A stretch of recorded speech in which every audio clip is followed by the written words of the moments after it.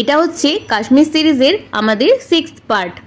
আর এর আগের পার্টগুলো যারা দেখেননি তারা অবশ্যই সেগুলো দেখবেন, তাহলে স্টেপ বাই স্টেপ বুঝতে সুবিধা হবে।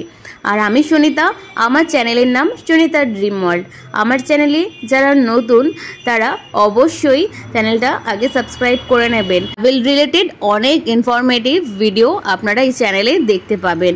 আর সকাল সকাল ব্রেকফাস্ট করে আমরা বেরিয়ে পড়লাম আজকে সোনমার্গের উদ্দেশ্যে, কারণ শ্রীনগর থেকে সোনমার্গের ডিস্টেন্সটা বেশ অনেকটাই ছিল। আর কিছুটা যাওয়ার পরেই খুব সুন্দর এরকম পাহাড়ের ভিউ তো আমরা দেখতেই পাচ্ছিলাম।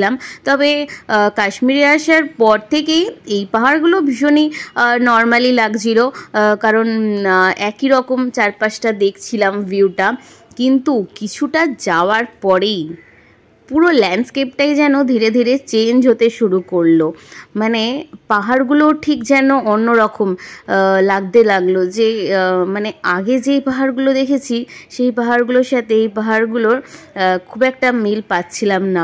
ধীরে ধীরে পাহাড়গুলোর রূপই যেন বদলাতে শুরু করেছে।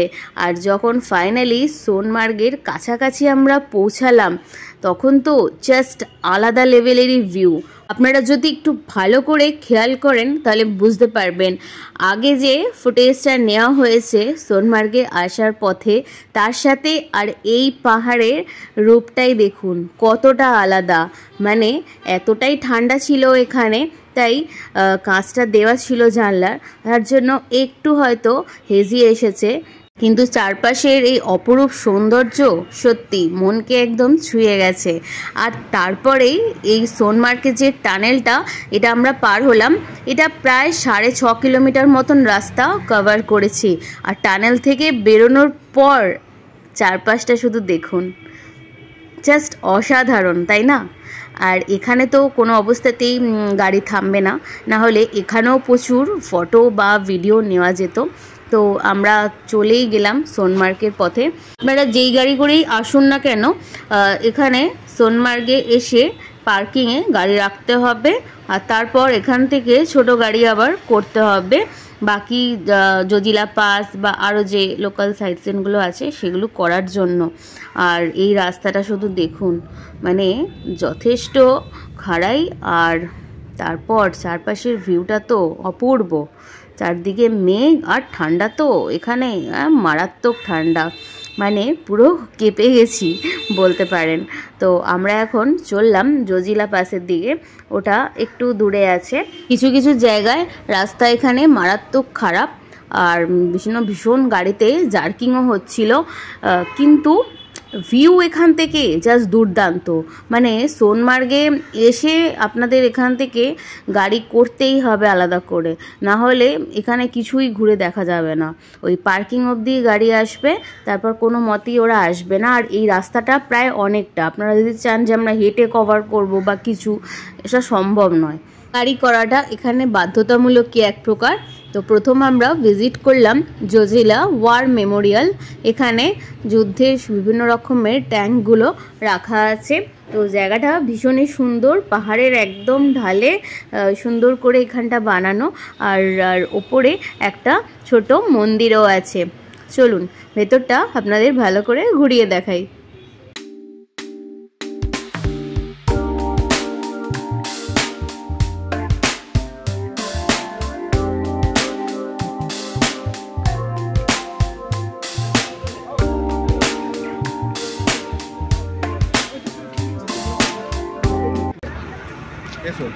আমরা এখন আছি জজিলা পাসে।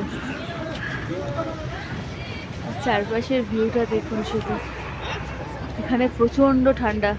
শ্রীনগরে তো একটুও ঠান্ডা ছিল না, আর এখানে পুরো একদম কাঁপিয়ে দিচ্ছে। গতকাল রাত্রির থেকে শ্রীনগরে খুব বৃষ্টি পড়ছিল, আর আজকে এখানে এসেছি এখন জজিলা পাসের কাছে। সোনমার্গ থেকে একটা আলাদা গাড়ি করলাম, ওই 11,000 টাকা মতন নেবে আমাদের দুটো গাড়িতে। আর মারাত্মক ঠান্ডা, মানে হাতেও গ্লাভস পরতে হয়েছে।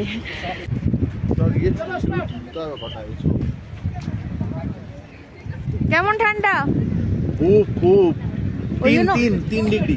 ওই জন্য এত কিছু পরে নিয়েছো? হ্যাঁ, এগুলো এনেছি কাজে লাগাতে হবে। কাজে লাগাতে হবে বলো? কাজে লেগেছে, সত্যি কথা, জোর করে কাজে লাগানো হয়নি। না,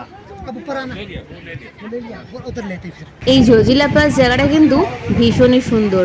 পাহাড়ের কোলে এত সুন্দর নদী কুলকুল করে বয়ে যাচ্ছে, আর এখানে আপনারা প্রচুর রিলসও বানাতে পারবেন আর ফটোও তুলতে পারবেন। এখানে নিজেরা রিলস বানাতে না পারলেও এখানে লোকও ভাড়া পাওয়া যায়, তারাও সুন্দর করে তাদের আইফোনে রিলসগুলো বানিয়ে দেয়। আমরাও বেশ অনেক রিলস বানিয়েছি, সেগুলো আস্তে আস্তে আপলোড করব।